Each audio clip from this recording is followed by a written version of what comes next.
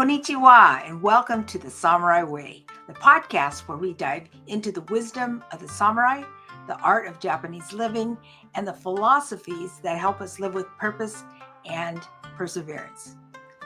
I'm Lori Sagawa, and whether you're here to explore Bushido, the samurai, uncover the meaning of Ikigai, or just looking for a little extra Ganbaru, never give up spirit in your daily life, you're in the right place. So grab a cup of tea, get comfortable, and let's walk this path together. Are you ready? Let's begin. Konnichiwa, minasan. Hello, everyone. I'm Lori Sagawa, your podcast host for the Samurai Way podcast. And today we have a special guest from that I met on LinkedIn, and I'm excited for you to listen to his story of Ganbaru, how he never gave up and had some challenges in life like we all have, and I'm going to let him share with you.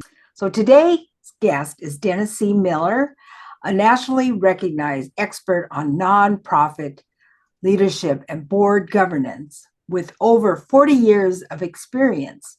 He was a founder and former chair of the DCM Associates, one of the top nation's top executive search firms for nonprofit CEOs and C-suite leaders from 2007 to 2024. Today, he is a chair and CEO of Dennis C. Miller, LLC, consulting and coaching firm for nonprofit CEOs. Dennis has led major healthcare organizations, chaired numerous nonprofit boards, and founded the Center for Excellence in Leadership, Governance, and Philanthropy at Fairleigh Dickinson University. He's also the author of 5 books on nonprofit success and the inspiring autobiography of Mopping Floors to CEO, From Hopelessness and Failure to Happiness and Success. His new book, What Every Nonprofit CEO Needs to Know, a guide to achieving your organization's true potential. Dennis also has a podcast of visionary leaders. So please help me welcome Dennis C. Miller. Welcome, Lori, Dennis. Lori, it's my pleasure to be here. Thank you very much. You're welcome. Glad to have you with us and share your knowledge. And today you're going to be speaking about Ganbaru because you said that's been your life and that's what has kept you going and continuing in business. But, you said you can just quickly tell the audience a little bit that you came from, shall we say, an unhealthy background and how that propelled you to do better. Yeah, Lori, I'm comfortable admitting it. I kept it a secret for 66 years. And that's when I wrote my autobiography, Mopping Floors, the CEO, because I was mopping floors. My background kind of quickly here was that, I grew up in a sort of middle class, household, and the middle child of older brother, younger brother, and sister came along much later. But my dad, unfortunately, was a very talented man, but he was a very abusive person. He had probably, in hindsight, kind of personality disorder, all kind of issues with him. And it was very difficult, and my mom became depressed. And so, as a kid, you don't know you're depressed. Had troubles learning in school, and even through high school, I didn't perform well grade-wise. The things that I got to do that I enjoyed as a kid was, I wanted to be sports. I loved the fact that I became a varsity football starter and loved that game every Saturday. That was exciting to me to be out there on the field. I did things like I had to lead in the play. I was asked to be the MC for the school's variety show. I was kind of a social butterfly, probably class clown. But unfortunately, when it came time to go to college, I got rejected by every school I applied to because my grades were very bad. My SAT scores were pretty much near the bottom. And so I was embarrassed because kids were going to school, and the only school I could go to was the local county college, which was fine. It was Middlesex County College in New Jersey. I graduated. It was a 2-year program. I was a business technology student. I graduated during a very difficult time in this country in 1970 during the Vietnam War and all that stuff. It was very difficult, challenging. I was probably the only business student that opposed the war in Vietnam, so that was difficult for some professors, things like that.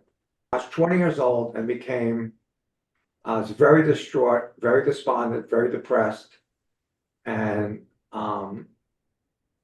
knew of a psychiatrist at a hospital he worked at, and asked my parents to take me there on a Friday night, and became a patient there for about 2 months, 3 months in the adolescent unit. This priest came to visit me from my mother's parish. My mother was, Irish Catholic from Boston. And he had this very calm demeanor about himself, very calm and genuine and caring. And for me, a caring, calm demeanor man was not something I had experienced. So, make a long story short, when I was discharged from the hospital, maybe 2 months, 3 months, I don't remember exactly, but I was 21 years old. I rang his doorbell in the rectory where he lived because I was distraught again. And he was there, thank God, and let me sit down and listen to me. And it was the first time, I believe, I ever really cried. I cried my eyes out. And so for a month or two, I usually used to knock on the door or throw pebbles at his window or sit in front of the church so he come back. And I needed to talk to him because it was difficult for life for me. And then probably sometime in the spring of that year, which was 1971, he helped me get into another program. It's called the Day Hospital Program in a few towns over in a town called Perth Amboy. And that program just changed my life. For the Monday through Friday, it was a full-time program, caring people, and I began to feel cared for. I began to feel that they liked me. And once I began to feel cared for, I began to feel hopeful. And I began to feel that, I could do good things with my life. And I remember going to the library and devouring books like 3 at a time, 5 at a time about, philosophy and religion and leadership and great men and great women and all that stuff here. By the time I was 24, though, I still lived at home. I had kind of odd jobs just to do. I didn't have a career. My dad threw me out of the house for some reason. I don't know why. And I ended up, 2 days getting room in a YMCA.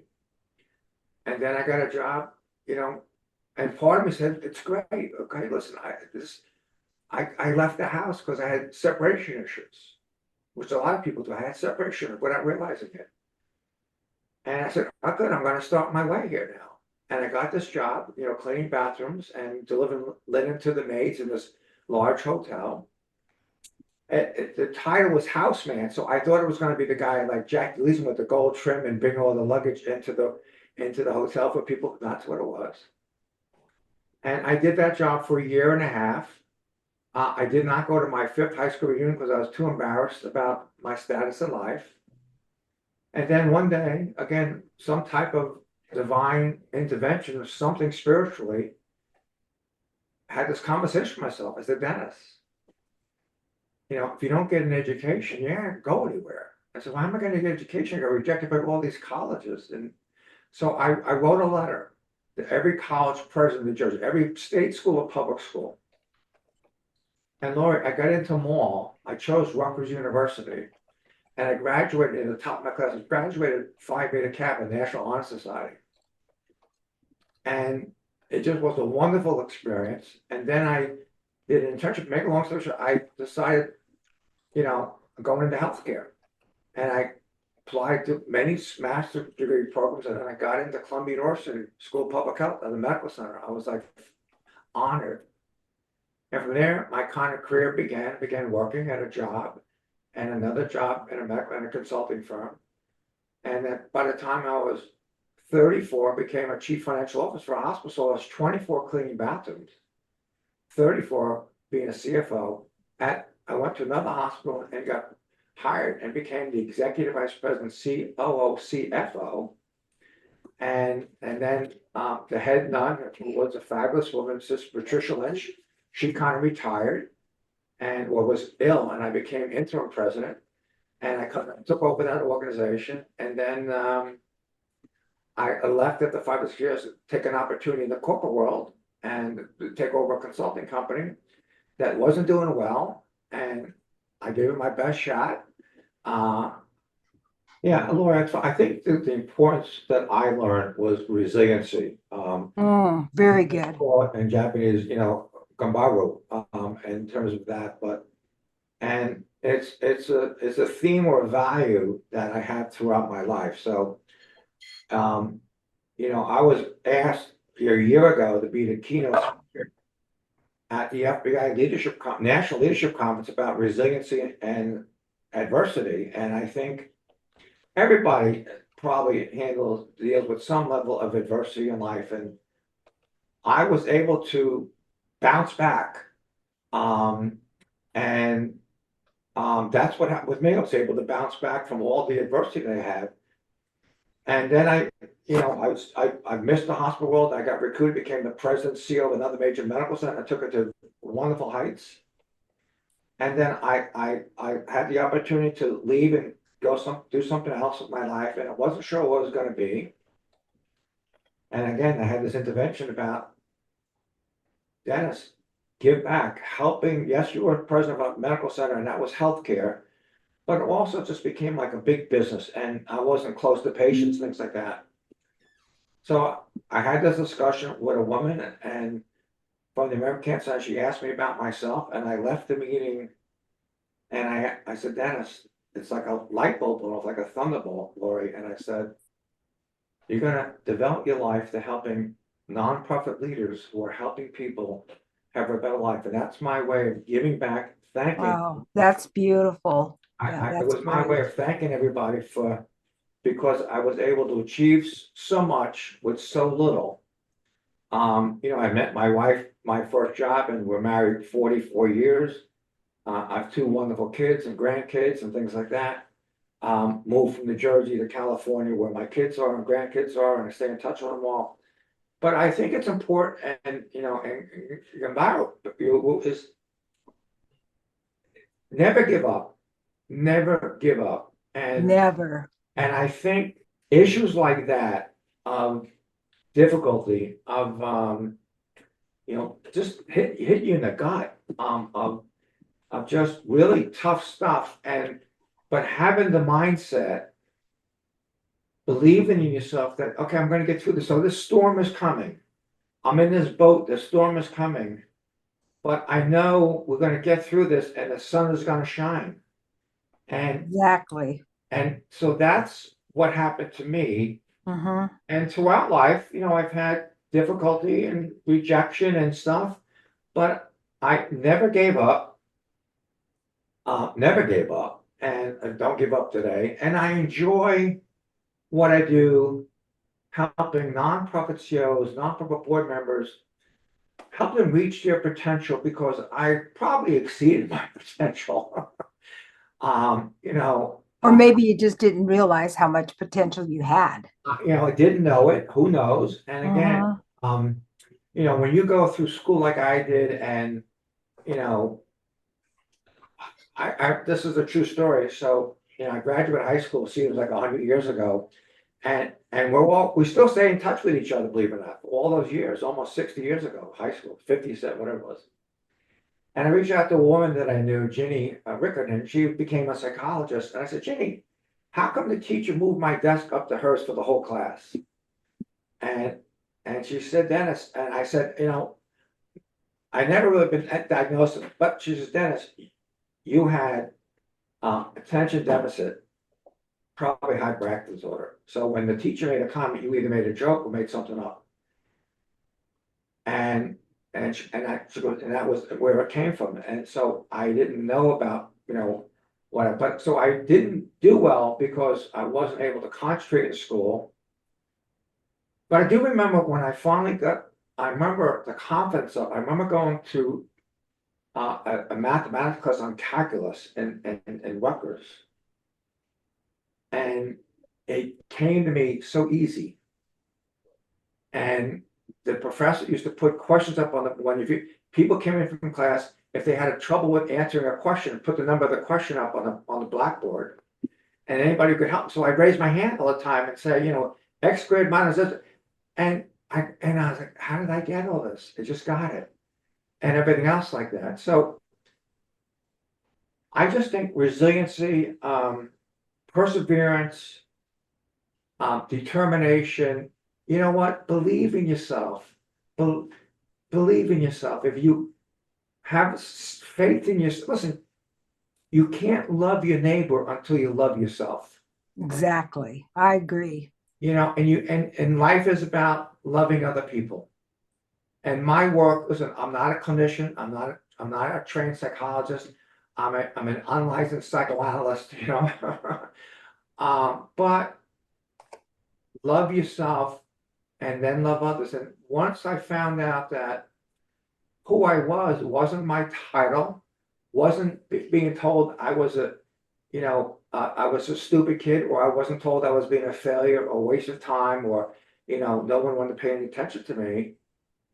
When I believed that, oh my God, I actually have potential, and I devoted my life. And to this day, I still enjoy working. I don't want to stay home and watch TV and General Hospital and Days of Our Lives and things like that. I enjoy contributing and being a factor. So yeah, that's why I write my books and podcasts, but I'm a That's consultant so for many organizations. beautiful. Right. You just love giving back. You found your purpose, and we're just about ready. You've been saying, wrapping it up, believe in yourself, love yourself, never give up. All of those are great. And so is there any last word you'd like to say to our audience? Yeah, well, first of all, anybody who wants to reach out to me for a free consultation, it's denniscmiller.com. My email is dennis@denniscmiller.com. Glad to do that. That's my website too. Here's what it is. In some point in life, if you look at the people in life, whoever they are for centuries, who have achieved success, however you want to define it, have gone through some type of adversity. And Mhm. that adversity has led to people being able to achieve more. Amen. I think That's if there's great. one thing I can say to people, one message to give, is Ganbaru. Ganbaru. Yes, Yeah, is to never give up, that's right. be resilient. So if you get, when a child is a year and they try to stand up and walk, they fall down, but they're not a failure. No, They learning. they're learning. They get back up. That's right. And so what I tell people is, you're going to get knocked down, but get back up. And we learn from our mistakes. One of the things, and I'm going to point out, one of the things wrong in our culture here, it's so emphasis on success. Hmm. But I say this to everybody. I've met a lot of successful people who are not happy. I have rarely met a happy person who's not successful. And I think that what's important is Hmm. to believe in yourself, get up on your feet, and learn from your mistakes. So we need to learn from our mistakes, and we can't. Hey, I tried turning left, but I should have turned right. Whatever it might be, and not be afraid of failure, because we learn from it. It's good, but in our society, we put failure down, but failure is a way to learn. And That's right. It I wanna say to is. you, first of all, thank you for inviting me to be on the podcast. I'm blessed. Yeah, so I think we should call this a wrap. I mean, people have gotten wonderful advice from you and learned from your story, and then it will be on the podcast. On the information, it'll have your information about your book and about how to get a hold of you. So that'll be great. And I just want to say thank you, listeners. You're listening to the Samurai Way podcast, and where we talk about Japanese principles, but how they help us in everyday life.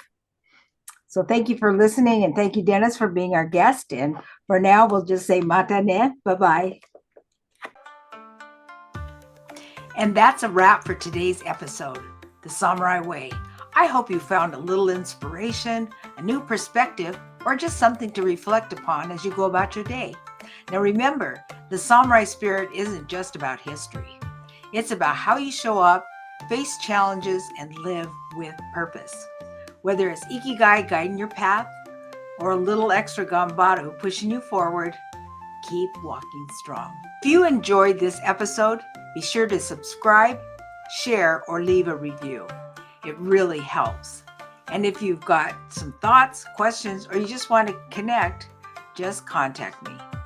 So until next time, stay focused, stay determined, and keep living with purpose. Mata ne.